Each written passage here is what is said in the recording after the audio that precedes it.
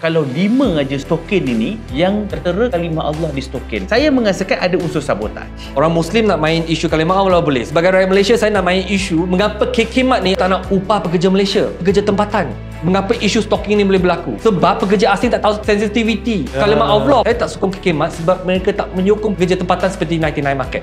Apa yang berlaku ialah boikot kepada Starbucks sehingga mereka hampir bankrupt sekarang ini. Tan Sri Winston Tan, dia sudah terdesak. Sebab kalau kita ambil audit syarikat 2023, syarikat Starbucks, cash reserve mereka ada dalam bank hanya 33 million.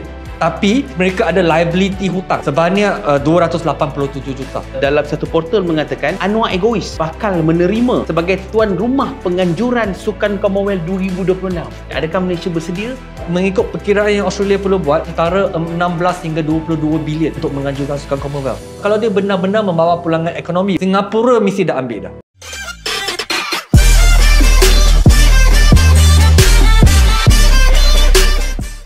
Bismillahirrahmanirrahim. Assalamualaikum warahmatullahi wabarakatuh. Masa al-khair, sempena Ramadan al-Mubarak. Apa khabar semua? Peminat-peminat setia Cakap Hub di mana jua anda berada, sematkan di dalam hati bahawa Cakap Hub adalah saluran perbincangan politik paling tulus di Malaysia untuk sama-sama kita diskusikan secara matang dan juga tenang. Malam ini kita ke udara sekali lagi. Tak lain tak bukan, di sebelah kiri saya ini adalah saudara Shen Yuon yang semakin hari semakin viral dan popular, Shen. Video-video saya lihat bertebaran di WhatsApp. Ada yang komen positif dan juga ada yang komen negatif. Seperti biasa, dalam episod ke-14 ini, kita soroti cadangan-cadangan soalan dan perbincangan daripada anda semua untuk sama-sama kita keudarakan. Tanpa melengahkan masa, kita terjah dulu. Isu yang pertama yang menjadi perbincangan di Facebook, di TikTok, di Twitter tentang isu kalimah Allah pada stokin di Pusat Serbaneka KK Mat. Sebelum ini kalau kita lihat peristiwa-peristiwa seperti pembakaran Al-Quran di Denmark, penghinaan kepada Rasulullah seperti di France berlaku di dua negara. Tapi hari ini dalam bulan Ramadan berlaku di dalam negara kita. Apa kata Shen? Isu yang berkaitan tentang KK Mat ni, sebelum saya ulas, saya nak minta dulu pandangan abang. Apakah pendirian abang? Apakah pemerhatian abang? Okey Shen, bijak ni. Kita tanya dia pula tanya kita. Kalau secara pemahaman saya lah, secara pemahaman saya melihat kita jangan terburu-buru dan juga jangan mengambil tugas penguatkuasa. Kerana kalau kita tengok balik kepada kronologi isu stokin tertera kalimah Allah ini, kita kena tahu kadang-kadang apabila berita hari ini sangat menggemparkan, daripada 18,800 unit stokin di gudang yang digeledah oleh pihak polis, hanya 5 aja Shen yang tertera kalimah Allah di stokin. Jadi, apa kita boleh analisis kalau 5 aja stokin ini ada kalimah Allah? Bermakna pihak KK Mat tidak pun order secara satu jenama kalimah Allah. Kalau 18,800 ini, kurang-kurangnya mestilah ada 10,000 stokin-stokin yang tertera kalimah Allah tersebut. Tapi hanya ada 5. Itu pun 5 ini diambil daripada Pusat Serbaneka di Batu Pahat. Dikumpulkan daripada beberapa pusat serbaneka dan dimasukkan semula ke gudang. Jadi, di sini saya mengasakan ada unsur sabotaj. Mungkin agak radikal. Kerana kalau kita tengok balik secara keseluruhan, untuk sesuatu barang yang sensitif macam ini, setiap syarikat besar seperti KK Mat, dia mesti ada quality controller yang akan menjaga kualiti, yang akan menjaga tapisan. Sebab itu, di gudang ataupun warehouse tak jumpa benda ni. Kecuali apabila ditangkap ataupun dijumpai di kedai. Sebab itu, Shen, mungkin kita boleh orang cakap berteori.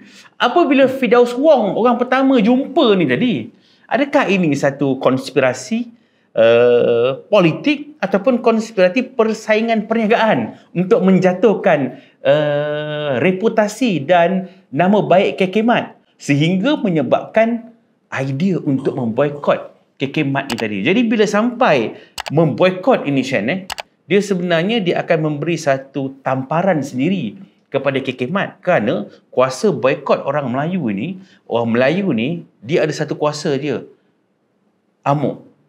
Ini ada pada orang Melayu, tak ada pada orang lain. Amok ni dulu angkat parang, angkat senjata, tapi sekarang ni Shen, dia punya amok dia dengan boikot. Bila dia boikot, kita tengok apa berlaku pada isu Israel. McDonald kena boikot sampai turun harga, KFC kena boikot sampai turun harga. Jadi itu adalah kuasa beli yang ada pada orang Islam. Cuma secara jujurnya lah Shen, kita serahkan kepada pihak polis. Kita serahkan kepada pihak polis kerana yang mendukung menjadi payung agama Islam Shen, yang di Pertuan Agong sendiri telah pun bersuara. TMJ sendiri telah pun bersuara. Menteri Agama sendiri telah bersuara. Kerana kita tak nak benda ni boleh menjejaskan hubungan harmoni antara kaum di Malaysia. Jadi untuk pandangan awal ini, jangan terburu dulu. Dan jangan rasa KK Mat memang sengaja nak usik sensitiviti agama. Saya tak merasakan sedemikian. Pendapat Shen pula?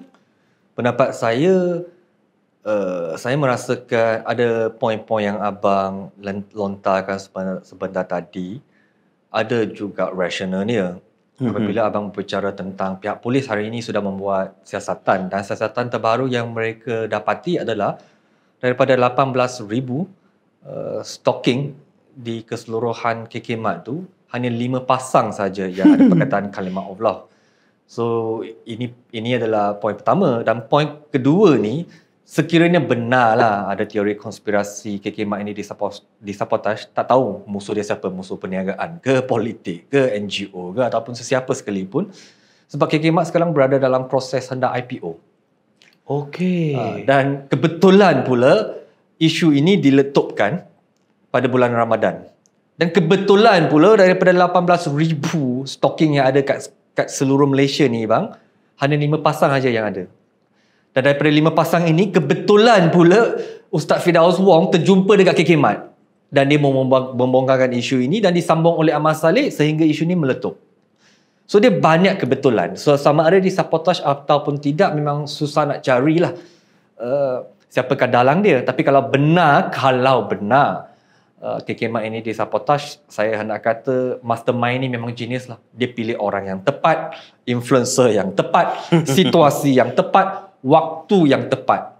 KK Mat memang hancur lah. 881 cawangan kat Malaysia memang sedang akan mengalami krisis. Betul. Itu bahagian kalau ada teori sabotaj, kalau ada teori orang hendak menjatuhkan KK Mat.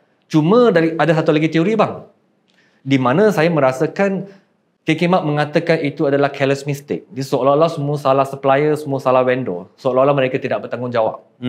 Okey, seolah-olah itu adalah satu orang kata bukan buatan sendiri. Namun kita perlu faham bang, untuk satu produk, kalau kita nak buat listing, okey, ataupun dibenarkan diletak di ruang KK Mat, abang tahu tak prosedur dia begitu lama dan begitu ketat. Contoh kalau Tupperware ni. Contoh saja Tupperware ini. Kalau hari ini saya nak listing dekat KK Mat, abang tahu tak begitu ketat sekali untuk listing. Pertama, saya kena buka akaun dengan KK Mat.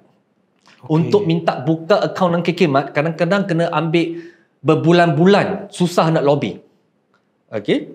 Kadang-kadang berbulan-bulan, kadang-kadang bertahun-tahun. Untuk buka akaun je, belum lagi listing bang. Lepas jumpa orang untuk dapat buka akaun, itu baru peringkat pertama bang. Peringkat kedua, lepas akaun dibuka, dia kena buat proposal bang. Proposal sekali lagi mengambil berbulan-bulan. Dan proposal ini bang, contoh saya nak buat proposal Tupperware, saya kena beritahu lah. Apakah kualiti ni, apakah ingredient dia, apakah logo dia. Dan KK Mat lepas hantar proposal, mereka ambil berbulan-bulan untuk luluskan. Sebab bukan keputusan seorang. Dia mungkin adalah lembaga pengurusan KK Mat yang diketuai oleh beberapa orang, sekumpulan. Dah begitu ketat dah, bukan keputusan seorang. Yang ketiga bang, lepas ada proposal, nak buat listing pun, sebelum listing saya kena bayar berpuluh-puluh ribu dulu. Oh, ketat prosedur dia. Ketat gila. Lepas bayar berpuluh-puluh ribu nak listing tu bang, bila dah diluluskan bang, baru kita peringkat keempat, peringkat delivery. Bila ada order, kita kena masuk deliver, maksudnya perlu deliver Tupperware ni ke seluruh cawangan kekhidmat. Apabila deliver tu bang, sebelum sampai di setiap kedai ke, di setiap cawangan, dia perlu diperiksa sekali lagi. Dah ada 4 tapisan pemeriksaan. So bagaimana mereka boleh katakan bahawa mereka itu adalah careless, mistake supplier, mistake vendor. Sedangkan vendor dengan supplier kalau nak listing barang mereka bang, perlu melalui proses yang begitu lama, begitu ketat dan begitu banyak orang untuk membuat pengawasan. Itu isu pertama.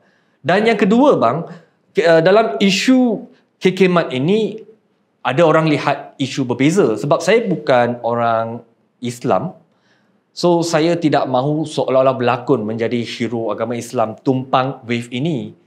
Maksudnya dalam stalking kalimah Allah. So orang Islam ada sensitivity mereka yang tersendiri. Okay, adalah rasionalnya bagaimana ataupun mengapa mereka hendak boykot. Cuma pada pandangan peribadi saya merasakan wajar untuk kita tak sokong kekhidmat atas faktor yang lain pula sebagai seorang rakyat Malaysia. Sebab benda ni saya kena verify dengan banyak pendengar-pendengar Cakap Hub. Saya kena verify sebab sebelum saya datang pada hari ini untuk podcast, saya dah buat kajian biasa, belum lagi mendalam sebab saya tak dapat data itu. Saya tanya 3-4 orang kawan, termasuk diri saya. Kalau saya kebetulan saya kekhidmat ada 3-4 kekhidmat cawangan dekat PJ. Kebetulan ketiga atau keempat-empat cawangan kekhidmat ni bang, semua menggunakan pekerja asing. Okey, betul juga. So bila saya tanya kawan-kawan saya di kawasan mereka, ada yang kata pekerja asing, ada yang kata pekerja tempatan. Sikit, very minimum. Very minimum. Benda ini yang saya tak suka kekhidmat. So orang Muslim nak main isu kalimah Allah boleh. Sebagai rakyat Malaysia, saya nak main isu mengapa kekhidmat ni ada 881 cawangan kat seluruh Malaysia. Kalau saya tak silap, saya lihat akaun mereka tahun lepas macam untung 1 bilion lebih. Mengapa tak nak upah pekerja Malaysia, pekerja tempatan? Walaupun pekerja tempatan punya gaji bang, tambahlah 300-500 ribu lebih. Satu kedai 2 orang aja bang. Isu ini yang saya kata kita tak sokong kekhidmat. Kalau jatuh sekalipun saya takkan kesian kat mereka. Sebab mereka bukan pejuang pekerja tempatan. Dan ada juga lagi satu teori. Mengapa isu stalking ini boleh berlaku? Sebab pekerja asing tak tahu sensitivity. Kalimah Allah. Sebab itu pekerja asing apabila orang hantar delivery ke kedai, pekerja asing tak tahu check. Kalau check pun mereka tak tahu sensitivity. Pada muka ini panggil khamar. Okey, dan pekerja asing ini pula bang, apabila kita bayar gaji, tak tahu gaji mereka. 1,800, 1,500, 2,000. Kalau satu kedai 4,000, kat Malaysia ni ada 880 kedai. Maksudnya kalau 1,000 pekerja asing, tahu tak berbulan-bulan berapa ribu wang yang dihantar mereka balik ke Malaysia. So saya tak sokong kekhidmat bukan sebab stalking. Tapi saya faham sensitivity masyarakat Islam. Saya tak sokong kekhidmat sebab mereka tak menyokong pekerja tempatan seperti 99 Market. So ini adalah ulasan saya berkaitan tentang Cuma Shen bila Shen tadi bercakap begitu ketat, begitu parah sekali lah prosedur nak masuk sesuatu produk dalam kekhidmat ni. Tapi saya tadi ada sempat membaca dekat dalam Facebook di mana dia ini adalah pemborong barang-barang China. Dia adalah pemborong barang-barang makeup daripada China. Bukan makeup seperti brusher, brow semua. So bila barang-barang ini diorder dari China dan hantar ke Malaysia dalam kuantiti yang banyak, contohnya bros, tiba-tiba dia ada macam satu ralat order 2,000 bros, tiba-tiba ada 5 bros yang bros itu dibuat daripada khinzir. Benda ni kadang-kadang berlaku, dia kata. Memang ada keralatan. Itu pertama. Kedua, pernah alat solek ini, untuk solek mata ni, tiba-tiba dekat situ ada tulis Allah juga. Jadi kadang-kadang kita ni perlu melihat bahawa produk-produk daripada China ni, pembuat daripada China ni, adakah mereka ni mempunyai niat sebenarnya memasukkan barang-barang yang sensitif ini tadi apabila diorder oleh negara Islam seperti Malaysia. Ini benar-benar berlaku. Jadi, daripada cerita seorang pemborong daripada Malaysia barang-barang China ni tadi, kemungkinan kekhidmat juga mungkin menjadi mangsa sebab hanya ada 5 sahaja stokin tersebut. Itu perkara pertama. Kedua, Shen, bila bercakap tadi bila tentang utamakan pekerja-pekerja luar, tu pun saya kadang-kadang setuju juga bahawa diorang ni tak tahu bahawa stokin itu ada kalimah Allah. Firdaus Wong walaupun dia bangsa Cina tapi dia Muslim. Jadi bila dia Muslim, dia tahulah benda tu adalah kalimah Allah yang diletakkan di stokin. Saya sebagai orang Islam dan orang Melayu memang marah kerana kalimah Allah ni kedudukan dia begitu tinggi. Bila seseorang chop dia pada stokin, memang inilah agenda-agenda untuk menghina ketuhanan, mempersenda Islam seperti mana yang berlaku di Barat. Dan kalau betul-betul benda ini ataupun stokin ini diimport daripada China, saya rasa ini sudah melampau. Bukan boykot KK Mart, tapi barang-barang daripada China tu sendiri perlu dipantau oleh kerajaan. Sebab hari ini yang masuk KPDN, yang masuk Menteri Agama, yang masuk pihak polis. Jadi tak cukup. Custom pun perlu masuk sebenarnya. Custom pun perlu masuk supaya barang-barang daripada China ini dikawal. Sebab kita takut ada benda-benda yang boleh menjejaskan sensitivity. Cumanya Tapi bang, saya ada pandangan yang berbeza. Sebab China dia manufacturer, supply dengan vendor, dia juga takkan buat sesuatu yang merugikan mereka. Itu yang pertama.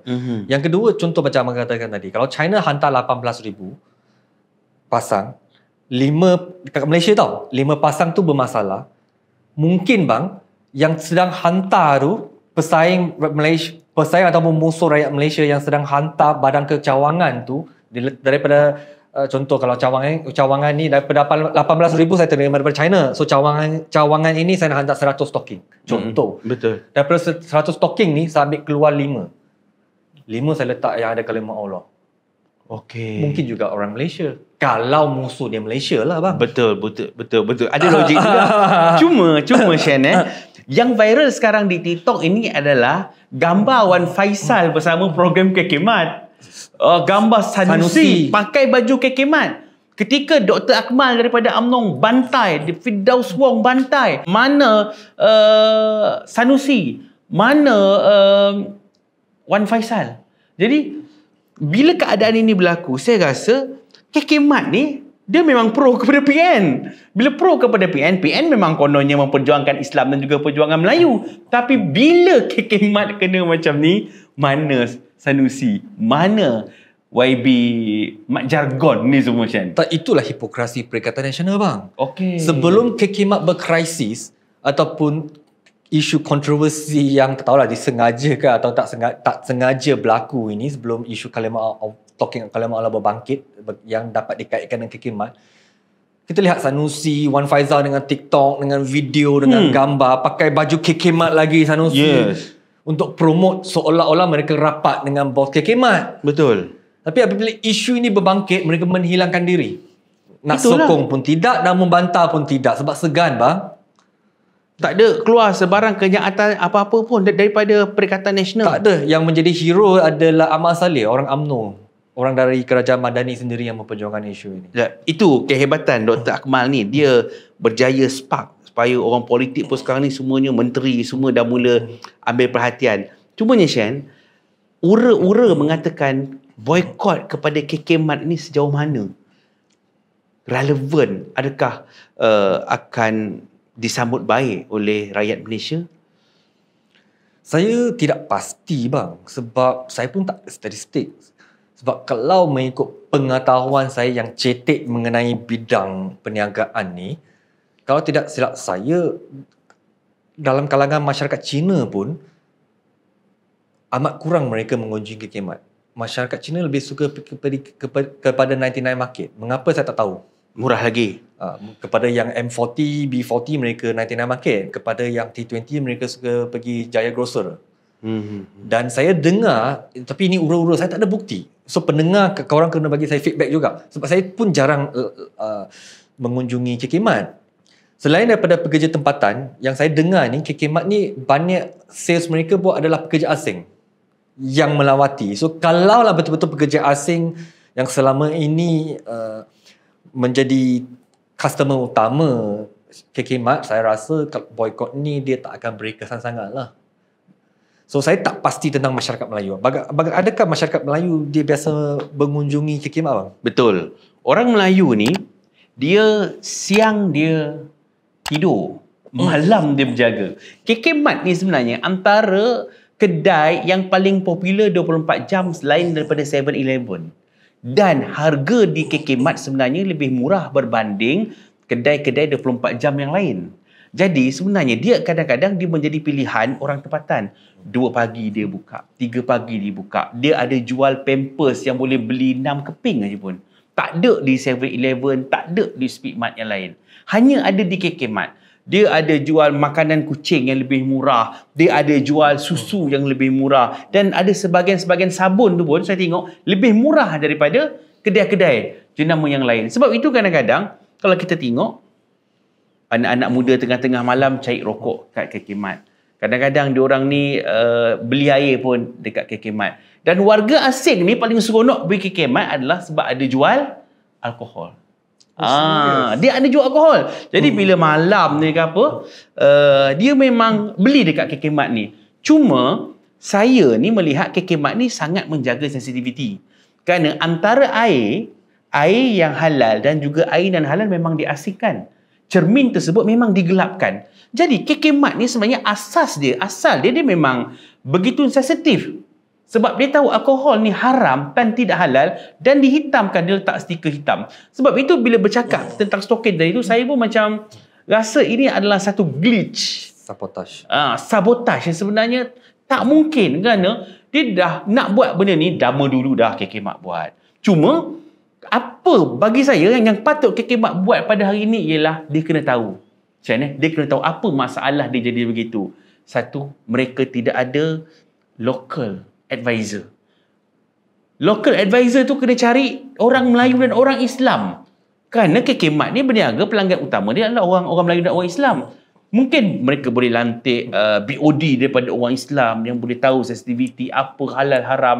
Sebab kalaulah bukan Islam yang berada di atas damage control untuk kawal tersebut, saya rasa ini tidak berjaya. Tapi bang, sekiranya KK Mat ni dia berjaya untuk boykot, dia berjaya maksudnya KK Mat bankrupt ke 800 lebih cawangan tutup kedai.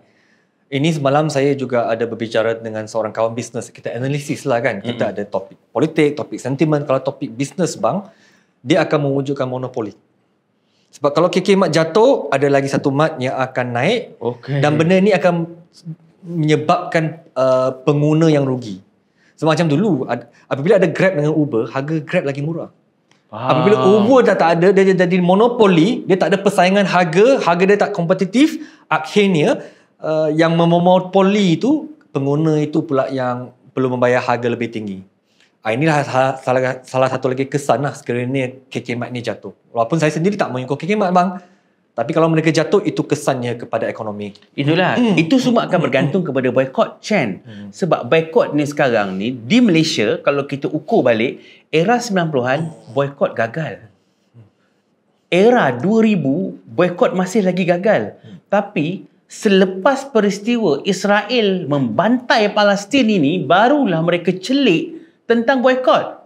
Kerana baru-baru ini, apa yang berlaku ialah boykot kepada Starbucks sehingga Vincent Tan kata mereka hampir bankrupt sekarang ini. Apa komen Shen ni sebenarnya? Saya rasa Sri Vincent Tan dia dah terdesak. Sebab jarang dia keluar statement, memang sangat jarang. Bila dia keluar statement, dia macam, saya selalu lupa apa statement dia. Dia merayu ke ataupun dia kata jangan terus boykot ke, Malaysia rugi ke apa. Itu saya tak tahu. Yang cuma saya tahu bang, kita ambil purata sales, kita ambil audit lah. Kita ambil auditing. Benda ni dekat public sebenarnya. Audit syarikat Starbucks Malaysia dulu. Kita ambil Malaysia dulu bang. Purata sales sebelum boykot 3 bulan mereka adalah 278 juta. Tinggi. Tapi lepas boykot, purata sales mereka bang adalah sekitar 182 juta. Maksudnya menurun sebanyak 96 juta. Menurun sebanyak 34%. Maksudnya boykot masyarakat Muslim berjaya menjatuhkan Starbucks dia punya sales purata 3 bulan up to 34%. Itu bahagian matematik pertama yang kita perlu tahu. Yang kedua, mengapa Tan Sri Vincent Tan dia sudah terdesak? Sebab kalau kita ambil audit syarikat 2023, syarikat Starbucks tu, the profit and loss, ataupun auditing mereka, perekonomian mereka, cash reserve mereka dalam bank hanya 30 juta, 33 million. Tak banyak. Tak banyak. Tapi mereka ada liability hutang bang, sebanyak 287 juta. Oi, lagi tinggi. Yang perlu dibayar dalam jangka masa setahun. Dia tulis dalam bank ada 33 juta, tetapi mereka perlu bayar balik 287 juta punya hutang. Dulu mereka pinjam bank untuk bayar hutang, tapi dulu mereka profit 3-40 juta. Sekarang mereka rugi 40 juta. Sama ada bank akan terus meminjam mereka untuk bayar ataupun tidak, saya tak tahu. Kalau bank tak pinjam, dia mungkin bankrupt. Sebab syarikat ni, dia Starbucks Malaysia Winston Tan dia letak di bawah Berjaya Food.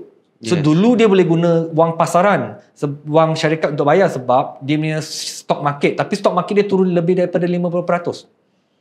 Sebab Berjaya Food ni bang, dulu keuntungannya dia ada berpuluh-puluh lah jenis makanan. Tapi keuntungan Starbucks saja, dia contribute 93% keuntungan kepada Berjaya Food punya stock market share. So apabila Starbucks sekarang turun macam ni, stock market turun 50%, Starbucks Malaysia kemungkinan besar boleh bankrupt kalau tak cukup cash flow. Sebab yang ada 33 juta, berhutang 287 juta yang perlu dibayar dalam jangka masa setahun. Itu untuk Starbucks Malaysia bang. Saya kongsi satu fakta yang menarik. Starbucks Global tahun lepas, mereka kehilangan 11 bilion USD sales. Maksudnya 52 bilion ringgit Malaysia. Starbucks Global punya sales rugi tahun 2023 sebab boykot Israel lah, perang Israel. Dan Starbucks di Timur Tengah tu bang, sales mereka jatuh begitu banyak sampai bulan lepas dia dah start memecat atau menghentikan 2,000 pekerja di Timur Tengah. Sangat besar. So Starbucks sales kat global pun jatuh setingkat 52 bilion ringgit Malaysia pada tahun 2023. Cuma Shen, pandangan saya secara peribadi lah, saya melihat kalau Starbucks ni jatuh musnah, yang akan hilang pekerjaan sebenarnya adalah anak-anak Melayu. Kerana 89% pekerja di front desk mereka adalah orang Melayu. Anak-anak muda dari umur 19 tahun sehingga 30 tahun. Daripada barista, daripada yang ambil order, yang jadi cashier, semua anak-anak Melayu. Jadi, bila Starbucks ni tutup, yang akan meningkatkan pengangguran ni tadi adalah sebenarnya anak-anak Melayu sendiri. Tapi isu yang semua orang perlu tahu ialah, adakah berbaloi dan betul Starbucks ini menyalurkan dana dia kepada Israel untuk membantai rakyat Palestin, atau hanya satu propaganda? Berita yang saya dapat dengar bang, Starbucks Global dengan Malaysia pun kata mereka tak menyumbang kepada Israel. Cuma salah satu fakta yang kita boleh tahu, pengasas Starbucks tu memang Yahudi. Okey. Itu yang pertama. Yang kedua, saya memiliki pandangan yang sedikit berbeza dengan abang. Sedikit berbeza sajalah kan. Starbucks kat seluruh Malaysia sekarang ada sekitar 350 cawangan. Banyak. Pesaing dia, Zeus ada 333 cawangan.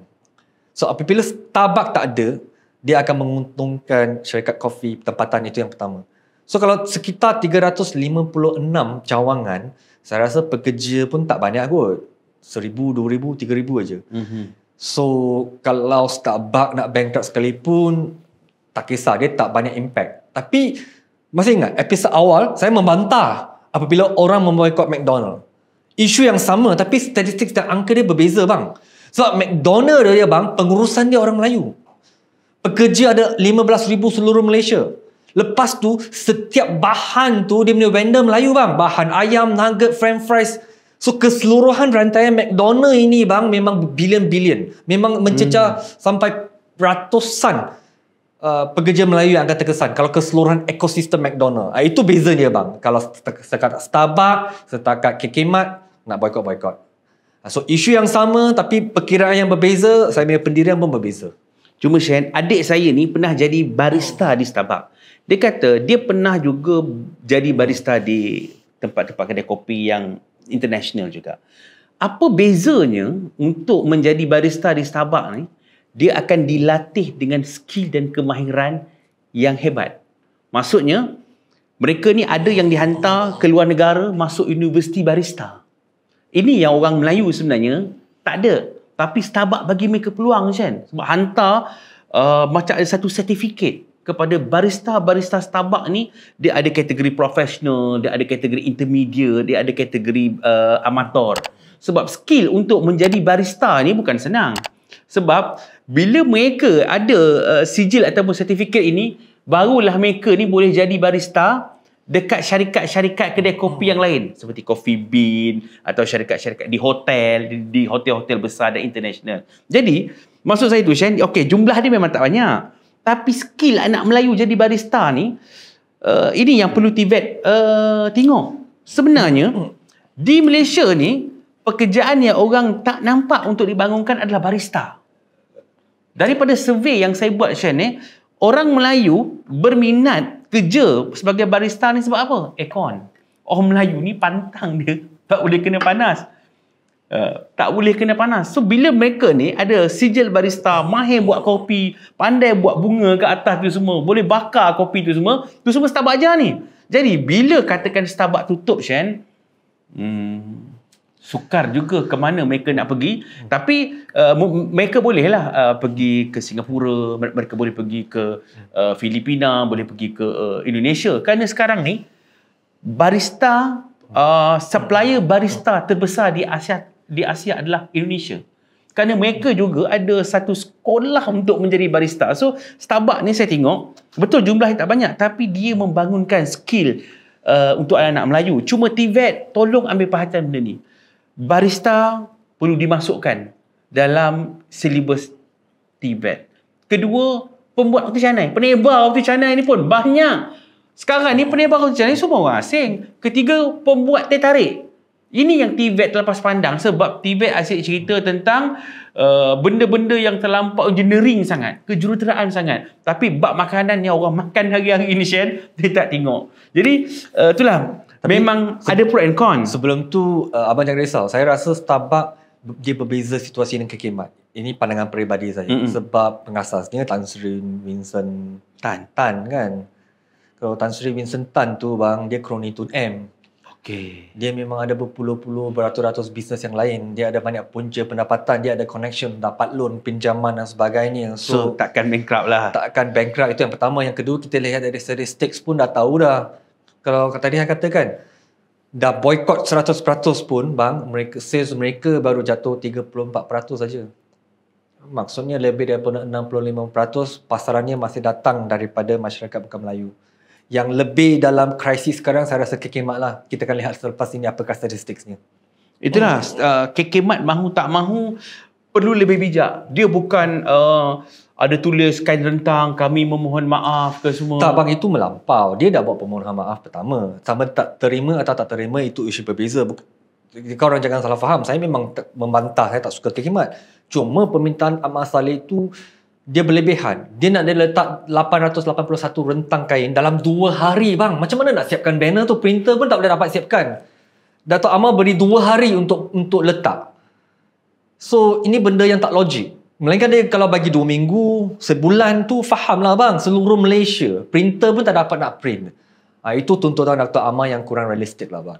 Cuma Shen, perasan atau tidak, di Malaysia sekarang ini, sudah ada satu budaya buat silap dulu, kemudian minta maaf. Ini bukan biasa dilakukan oleh orang awam. Tapi banyak ahli-ahli politik yang seperti ini. Sebut buat kesilapan, tiba-tiba minta maaf. Itu biasa ahli politik ataupun ahli perniagaan yang kebetulan DAP ataupun Cina. Okay, kenapa? Tapi kalau tengok, Ngai Kuham lepas Sultan marah, dia mohon maaf. Ngan Komeng yang isu UNESCO warisan, dia mohon maaf. Siapa lagi mohon maaf? Saya lupa. Tengok, yang Kekimat ni keesokan hari dia mohon maaf. Tapi yang Perikatan Nasional ni, yang Siti Mastura tu, abang sampai hari ni tak nak minta maaf. Dah terang-terang membuat fitnah penipuan. Begitu juga dengan Sanusi. Betul. Begitu juga dengan semua cyber troopers Perikatan Nasional Cikgu Bat, sampai fitnah istana-istana yang buat 80 tak minta maaf. Orang Perikatan Nasional kalau silap pun akan terus menegakkan benang yang basah. Orang Perikatan Nasional kalau silap pun tak akan berundur, tak akan meminta maaf. Itu bezanya bang. Itu yang tak bertuju. Bukan semua orang. Orang kerajaan madani ada.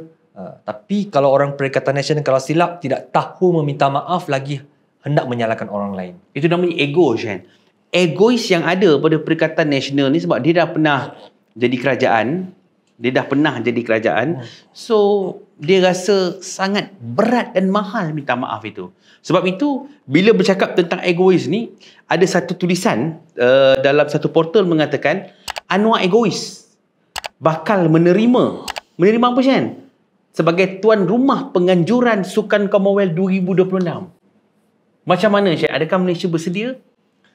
Pada pendapat peribadi saya, Malaysia tidak bersedia. Sebab bang, kita perlu tahu sejarah Commonwealth. Pertama, ini bukan satu acara yang perlu kita banggakan. Kenapa? Contoh kalau UNESCO di perkampungan Cina, mereka kata ada kaitan dengan penjajahan British Komunis dan sebagainya, kawasan hitam dan putih. Yang ini adalah sukan Commonwealth bang, yang kita dijajah oleh pihak British. Apa yang perlu kita banggakan? Itu sentimen. Saya jenis yang berfakta. Kita terus kepada fakta bang. Bang, kita perlu tahu Commonwealth 2026 yang patut menjadi tuan rumah adalah negara Australia. Tapi Australia sekarang last minute mereka cancel bantah. Dan untuk membantah ini bang, mereka perlu bayar ganti rugi 1.2 bilion. Mereka sanggup bayar ganti rugi 1.2 bilion untuk cancel Commonwealth di Australia. Maksudnya mereka dah buat perkiraan dah bang. Kalau mereka teruskan dengan Commonwealth, kerugian mereka jauh lebih besar. Sebab itu mereka sanggup bayar ganti rugi 1.2 bilion. Itu yang pertama. Yang kedua, ini yang menunjukkan Commonwealth sanggup bayar Malaysia 600 juta untuk buat, tak cukup. Commonwealth sanggup bayar Malaysia 600 juta buat, tak cukup. So that is why Australia sanggup bayar denda 1.2 bilion. Itu yang pertama. Setengah. Yes. Yang kedua, sebab mengikut perkiraan yang Australia perlu buat, mereka menganggarkan perlu antara 16 hingga 22 bilion, 16 to 22 bilion untuk mengajukan sukan Commonwealth. Dan dia tidak membawa pulangan ekonomi kepada negara kita. Sebab kalau dia benar-benar membawa pulangan ekonomi bang, negara-negara Commonwealth lain yang negara barat, negara yang maju, bukan sahaja Australia, mengapa New Zealand, United Kingdom, Canada sendiri tak nak ambil? Dan kalau benda-benda yang betul-betul bermanfaat bang, Singapura mesti dah ambil dah. Kalau tak ambil pun dia mesti join convention dengan kita. Singapura tak sanggup. Sebab itu Singapura bang, mereka sanggup pergi tebang untuk dapatkan khidmat Taylor Swift buat konsert. Tak silap saya, mereka bayar eksklusif right kepada Taylor Swift sebanyak 15 juta ringgit Malaysia. Daripada 15 juta yang mereka bayar tu, mereka panggil Taylornomics atau Swiftnomics, membawa pulangan tourism receipt 1.7 bilion. Bayar 15 juta, dapat kembali pelaburan tourism tu 1.7 bilion. Itu baru pelaburan yang bijak bang. Jangan kata sukan Commonwealth bang, yang untuk Sepang punya F1 kita pun dah cancel dah. Sebab kita perlu bayar 300 juta. Apatah lagi Commonwealth yang memerlukan 16 hingga 22 bilion. Tapi ramai orang tidak berbicara tentang facts and figure. Ramai orang sekarang berbicara tentang kita membantah sebab tinggal 2 tahun. Saya tidak. Saya lihat pada facts and figure. Kalau facts and figure dia menguntungkan, mati-mati tinggal 2 tahun pun mesti buat juga. Tapi kalau sekarang facts and figure begitu jauh merugikan dengan ekonomi yang tidak menentu, okay, dan tidak juga ada satu keperluan, sebab salah satu maklumat sukan adalah untuk meningkatkan pelancong. Tak perlu, sebab tahun 2026 tanpa sukan Commonwealth pun kita sudah ada tahun melawat Malaysia. Dan 10-20 bilion ini boleh digunakan oleh banyak benda bang. So bagi saya tak wajar Malaysia risiko untuk buat sukan Commonwealth, sebab nanti dia akan memberi tekanan yang amat tinggi kepada perbelanjaan negara, tidak membawa pulangan ekonomi, dan PMX juga nanti tak ada banyak wang untuk salurkan kepada golongan yang memerlukan. Jangan lupa tahun 2027 tahun pilihan raya. Sebab apa-apa kesilapan berlaku dalam sukan Commonwealth, kerugian ke, tak berjaya ke, PMX belum menanggung dosa ni nanti. Dari segi politik pun tidak menguntungkan. Apa pandangan abang? Cuma saya ada pandangan yang sedikit berbeza lah dengan Shan.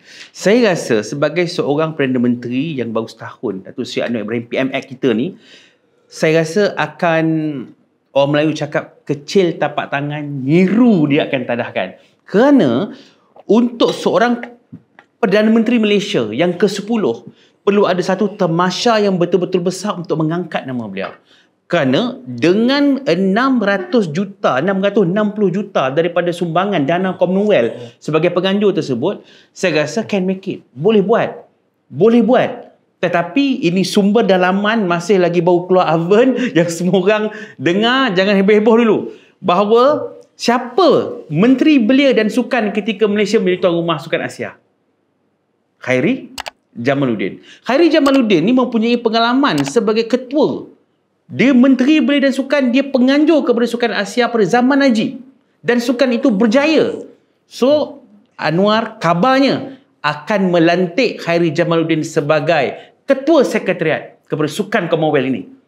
Jadi, hanya KJ seorang saja boleh merealisasikan Sukan Commonwealth 2026 ni. Ini nombor satu, perkara pertama. Perkara kedua ialah Sukan Commonwealth ini sebenarnya dia adalah antara sukan kedua terbesar di dunia, Shen. Negara jajahan British ini begitu besar. So, Malaysia ini akan menjadi tumpuan dunia. Dan percayalah cakap saya, dalam satu meeting war room yang sangat sulit, bahawa pada tahun 1998,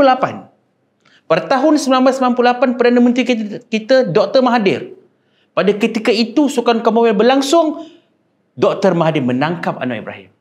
Tapi pada tahun 2026, Perdana Menteri kita adalah Datuk Seri Anwar Ibrahim, dan percayalah pada ketika Sukan Commonwealth itu pula Tun Mahathir yang akan ditangkap. Ini karma, Shen. So ini adalah satu rahsia sulit yang baru keluar daripada oven. Ni jangkaan ni, kita mula menjangkakan ni. Tapi Shen, saya percaya Malaysia akan menerima. Kerana daripada risikan-risikan, sekretariatnya sudah mula dibentuk, tempat pinjaman wangnya juga sudah dirisik, kat mana kita nak cari sumber dana. Tapi Shen, cubalah fikir. Stadium Bukit Jalil sekarang ni lebih meriah dikonsertkan berbanding disukankan. Apa sebenarnya matlamat stadium? Apa sebenarnya matlamat tempat-tempat sukan ini? Pusat akuatik kita, padang bola kita. Inilah masanya sebenarnya kita win-win untuk kita menaik taraf. Tapi soal bab keuntungan tu sebenarnya, Shen, dia adalah satu yang begitu subjektif. Sebab kadang-kadang keuntungan jangan nilai daripada aspek kewangan. Kadang-kadang kita tengok juga daripada aspek nama. Di sinilah ruang untuk PMX menunjukkan kredibiliti beliau sebagai seorang Perdana Menteri. Ada satu temasya dunia yang Malaysia menjadi tuan rumah. Cuma saya hendak sedikit nakal lah. Tadi abang kata 2026, 1998 Sukan Commonwealth dianjurkan. Mahathir tangkap Anwar. 2026 Sukan Commonwealth dianjurkan, Anwar tangkap Mahathir.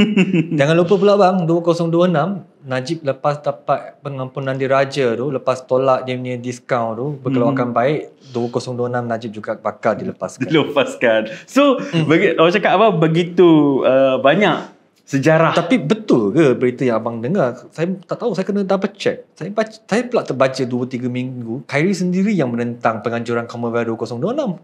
Yalah, KJ secara asas dia memang tak bersetuju. Tidak bersetuju. Tapi dia seorang saja yang sebenarnya pernah memiliki pengalaman menganjurkan Sukan Asia yang berjaya.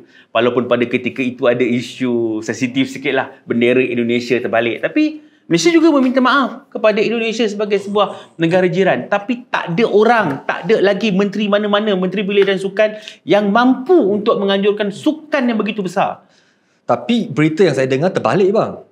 Berita yang saya dengar, saya tak boleh bocorkan sumber ni. Cuma bila sampai masanya, kalian pendengar-pendengar ingatlah, sama ada saya silap ataupun tidak silap untuk membongkarkan benda ini. Benda yang saya dengar, Khairi sudah ada deal untuk kembali kepada UMNO.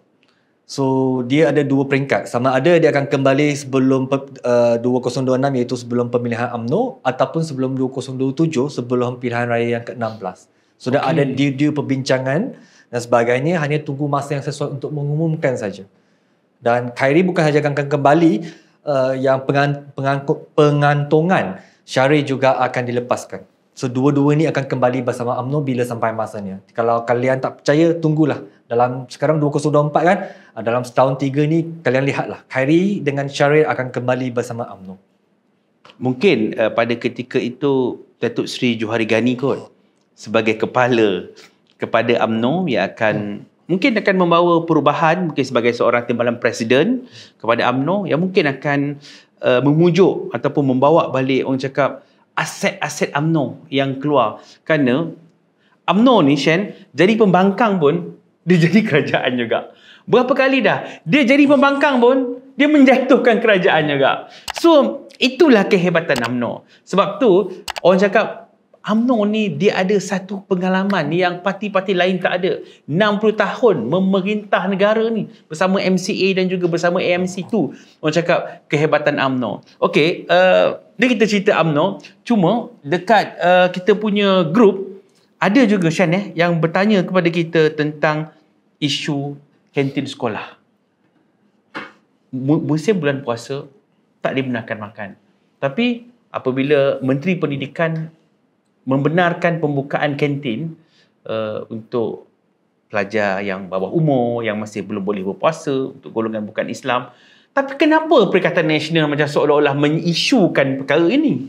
Bang, benda ni nanti saya nak tanya abang. Sebab kena kata abang, Kementerian Pendidikan tadi apa? Membenarkan. Ya. Saya tak tahu kenapa dia perlu benarkan. Sebab abang perlu fahamkan saya. Sebab zaman dulu saya belajar 13 tahun, darjah 1 sampai tingkatan 5, bulan puasa pun, sekolah kebangsaan pun bang, Buka. memang dibuka. So saya tak tahu kenapa tiba-tiba dia perlu jadi isu. Bahkan apabila Perikatan Nasional jadi kerajaan pun, zaman Muhyiddin pun, kalau tidak saya buka. Dan masa itu walaupun UMNO masa Pakatan Harapan jadi kerajaan 2018 Tun Mahathir jadi Perdana Menteri kali kedua pun buka. Waktu itu UMNO pembangkang pun sebagai parti wadah Melayu dan Islam pun tidak pernah membangkang. Saya tak tahu kenapa isu kali ini kantin perlu berbangkit bang. So yang ini saya perlu meminta pencerahan daripada abang sebab dia tak pernah ditutup bang. Pernah ke dia ditutup? Itulah sebenarnya. Dan mengapa dia perlu dia jadi isu bang? Adakah Perikatan Nasional ketadusan isu sampai isu kantin pun perlu dipolitikkan bang? Suhu politik kita begitu tinggi sekarang bang. Itulah. Dan apakah dari segi orang kata falsafah pengajaran Islam berkaitan tentang isu ni? Bukan bukan Muslim makan. Nanti baru saya bagi jawapan saya mengapa saya suka kalau dia tak buka. Tapi saya tak nak politikkan. Saya nak cerita dari segi kesihatan. Tapi sebelum tu abang ulas dulu. Okey Shen, berbaliklah kepada apa yang dikatakan oleh YB Menteri Pendidikan sendiri. YB Fadlina mengatakan kantin perlu dibuka supaya dia tak nak orang bukan Islam yang dekat sekolah kebangsaan ini makan dekat store. Betul. Bila kantin ni ditutup, mereka ni nak makan dekat bilik darjah tak boleh kerana mereka menghormati kawan-kawan Muslim yang berpuasa.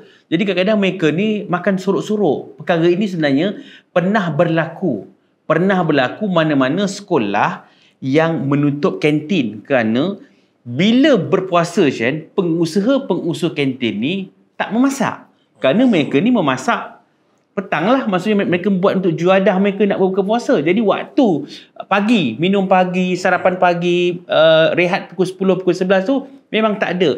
Jadi orang yang tak berpuasa kadang mereka bawa makanan sendiri. Tetapi di dalam warta Kementerian Pendidikan sepatutnya kantin memang dibuka sebelum ini. Tapi ada sekolah-sekolah misalnya majoriti Melayu dan minoriti kaum Cina atau kaum India mereka tutup. Ini isunya. Jadi bila tutup, kementerian menegaskan kena buka, tak boleh tutup. Sedangkan ada golongan-golongan bukan Islam yang tak berpuasa. Jadi kena bagi mereka makanan. Sebab mereka ni kadang-kadang bawa makanan sendiri, makan menyorok, kadang-kadang yelah kita fahamlah budak-budak kadang-kadang macam mengajuk ni semua. Jadi bila ada tempat kantin tu kita buka Shen, sebenarnya itu adalah asal warta Kementerian Pendidikan. Cuma dalam Islam Shen, dalam Islam yang ni semua kena tahu bahawa sebenarnya dalam Islam sekalipun kita berpuasa tak semestinya kita perlu melarang orang lain untuk makan. Itu pertama. Kerana puasa ini pun ada had dia. Kadang-kadang kanak-kanak yang belum lagi baligh, belum mampu lagi pun, mereka tidak wajib berpuasa. Yang wajib berpuasa ini adalah mereka yang sudah pun baligh. gadisnya umur berapa tahun selepas haid, yang perempuannya, yang lelakinya, masing-masing ada umur yang berbeza. Cuma yang jadi masalah sekarang pada hari ini, apabila golongan kita ini bagusnya dia suka mendidik anak-anak dia berpuasa dengan lebih awal. Tapi saya nak share dekat sini, ada satu sekolah kebangsaan di Melaka. Sekolah kebangsaan ini ada Cina dan ada India. Dan Cina dan India, budak darjah 5 berpuasa bersama dengan orang Islam. Jadi ni saya kira ni luar biasa. Jadi kadang-kadang bila ada mix ni tadi Shen, sebenarnya dia ada satu perkongsian budaya. Itulah orang cakap the beauty of Islam. Dan bila dia tak pernah rasa berpuasa ni tersebut, jadi anak-anak Cina dan India ni pula berbuka puasa dekat rumah kawan-kawan yang Melayu ni tadi. So kalau kita tengok balik sebenarnya, itulah keindahan dia. Itulah keindahan apabila satu sekolah tu kita campurkan dia. Cuma saya suka sebenarnya kita jangan terlampau ortodoks. Maksudnya jangan terlampau konvensional, Shen. Sebab hari ini saya melihat golongan-golongan di sebelah pantai timur, mereka ni begitu syadid, begitu tegas, sehingga kan kedai ditutup. Bila kedai ditutup dan memandang orang tak berpuasa itu pula sebagai satu masalah. Ini pun adalah satu sifat kefanatikan kepada agama sendiri. Sebab Shen, agama lain juga ada cara puasa mereka. Tak semestinya Islam. Jadi sebenarnya apa yang Kementerian Pendidikan kita buat, suruh buka ini semua, tak salah. Ini semua adalah modal politik Perikatan Nasional yang terlalu murah. Betul tak Shen? Betul bang, sebab seperti yang saya katakan tadi, apabila mereka berkuasa, mereka tak pernah melarang pun. Itu yang pertama. Yang kedua, saya berjanji tadi, saya nak bagi isu pandangan saya berkaitan dengan puasa. Dia bukan isu berkaitan dengan kantin, tapi dia ada sedikit lah orang kata berkaitan. Ialah apabila saya mengalahkan.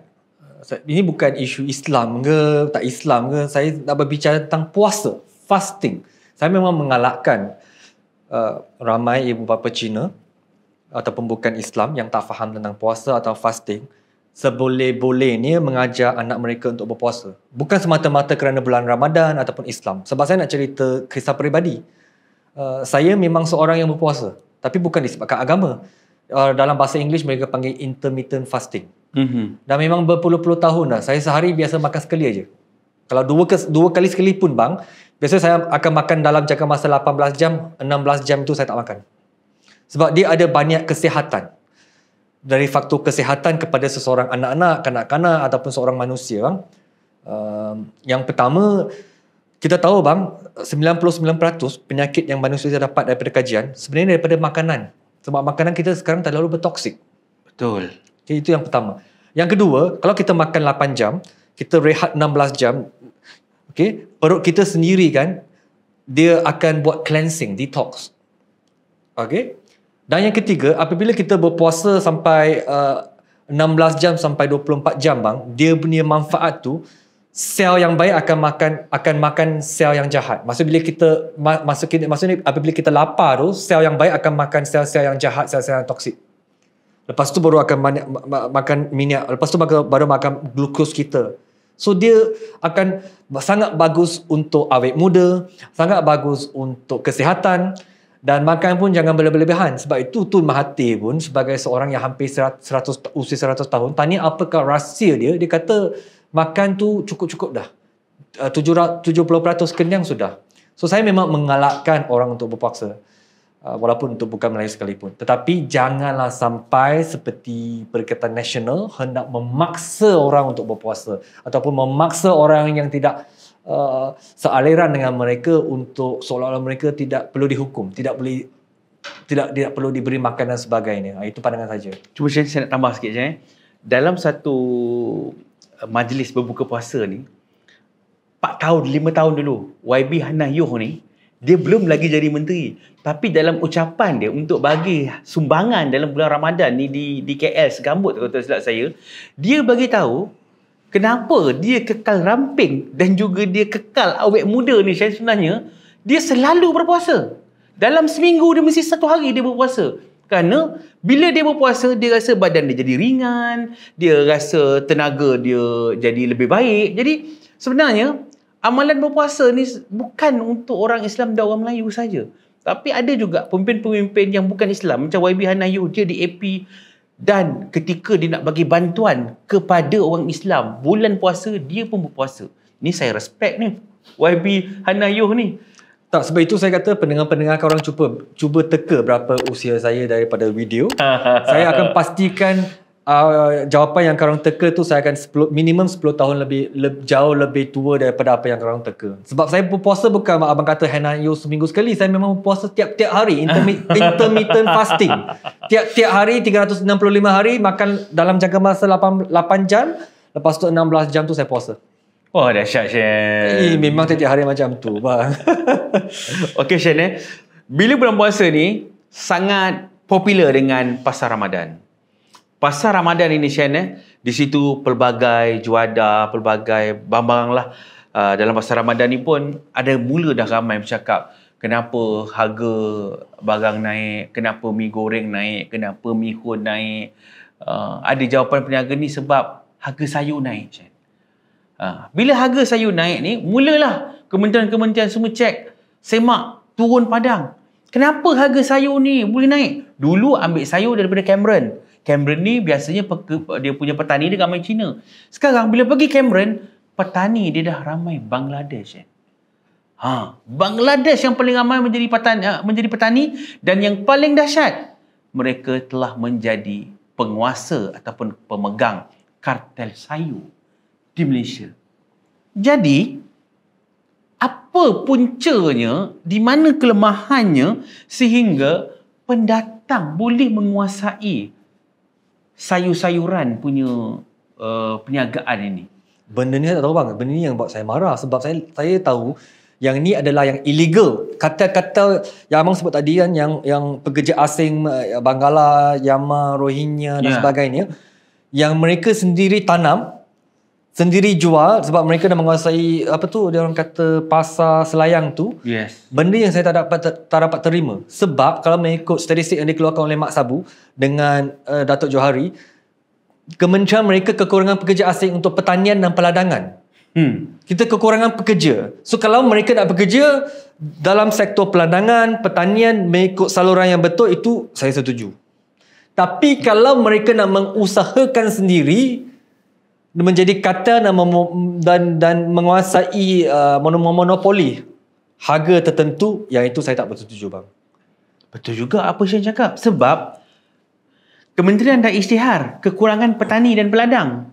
Tapi mereka boleh menjadi petani dan peladang pengusaha sendiri, sehingga mereka menjadi pengeluar kepada industri sayur-sayuran di Malaysia. Jadi kat situlah saya nampak ada sedikit kelompangan, mungkin daripada aspek penguatkuasaan. Sebabnya bila kita bercakap tentang bertani ni Shen, siapa yang bagi tanah kepada mereka? Bertani secara besar-besaran ni bukan boleh tanam atas polistrin, bukan boleh tanam secara hidroponik, bukan. Dia mesti ada satu kad tanah yang disewakan kepada mereka. Siapa yang bagi sewa? Itu pertama. Kedua, benih. Siapa yang bagi benih kepada mereka? Ketiga, daripada mana dia dapat baja? Keempat, siapa yang memberikan orang cakap marketing dia orang, pengeluar, pembeli, bawa ke pasar. Kelima, macam mana transportation mereka, logistik mereka, nak bawa daripada kawasan ni, nak bawa ke pasar. Saya rasa mesti ada satu orang tempatan yang bersama-sama untuk membantu mereka. Kerana jujurnya Chen, kerja 3D ni, dirty, dangerous, difficult ni, warga tempatan sangat tak suka. Dan warga tempatan kita ni suka dapat duit tapi tak nak kerja. Betul ke Chan? Betul-betul. Rakyat Malaysia memang dimanjakan, terlalu selesa bang. Terlalu selesa. That's why kita baru dapat statistik terbaru bulan depan. Kita adalah 5th most happiest country in the world ke Ashton. Wah, tinggi. Rakyat Malaysia dari dulu sampai sekarang memang selesa bang.